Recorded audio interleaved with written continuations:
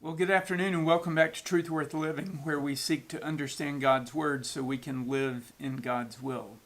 Thomas J. DeLong, who's a professor at Harvard Business School, studies what he calls HNAPs. That's High Need for Achievement Professionals. And through his studies, he's identified what he calls the comparison obsession. Through interviews with 500 highly successful lawyers, doctors, Wall Street analysts, and other executive level professionals, he found, listen to this, that over 80% of them questioned their own success while referencing the name of at least one other peer who they felt had been more successful. For instance, one former student who holds an MBA from Harvard and a terrific job at a Fortune 500 company admitted to going into a tailspin after reading an alumni newsletter that highlighted a classmate who had just been named vice president of a Fortune 100 company. From that moment on, she could barely hold a conversation without bemoaning her achievements, and on more than one occasion, she told others she felt like a total failure. Now, despite the fact that the individuals he interviewed are considered the best and brightest in their fields, the most successful, he found that most of them are hampered by what he calls a comparing reflex. That reflex torpedoes their professional and personal lives. He concluded that when their success is based upon external rather than internal criteria, commitment to the job and personal satisfaction in the work, in their life and work, are greatly diminished. Now, we shouldn't really be surprised. 3,000 years before Professor DeLong, the teacher in Ecclesiastes made the exact same observation. He didn't identify the problem with the fancy phrase comparing reflex. He used another word that we are much more familiar with. Ecclesiastes 4:4 says, "And I saw that all toil and all achievement spring from one person's envy of another. This too is meaningless, a chasing after the wind." Work and achievement are meaningless when they spring from envy. If we're driven to win because someone else is winning, we will never be satisfied because there's always going to be someone ahead of us in the race.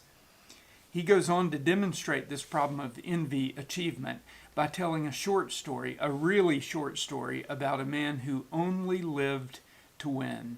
Ecclesiastes 4:7-8 say, "Again I saw something meaningless under the sun. There was a man all alone. He had neither son nor brother. There was no end to his toil, yet his eyes were not content with his wealth. 'For whom am I toiling?' he asked, 'and why am I depriving myself of enjoyment?' This too is meaningless, a miserable business."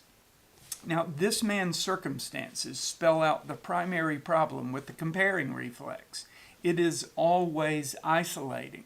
This tycoon was consumed with envy. His obsession with working to win left him all alone. There was no wife, no kids, no blood kin to bless with his estate, and he had no friends. His life consisted of three things: great piles of work, great piles of wealth, and overwhelming discontent.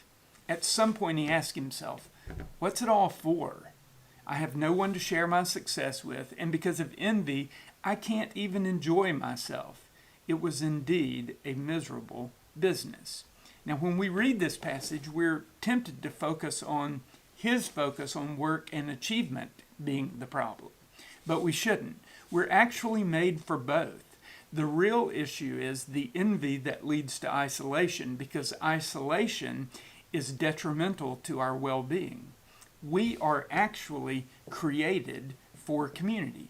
You remember in the garden, even before sin entered the picture, God identified one problem. Adam was alone. So what did he do? He created Eve.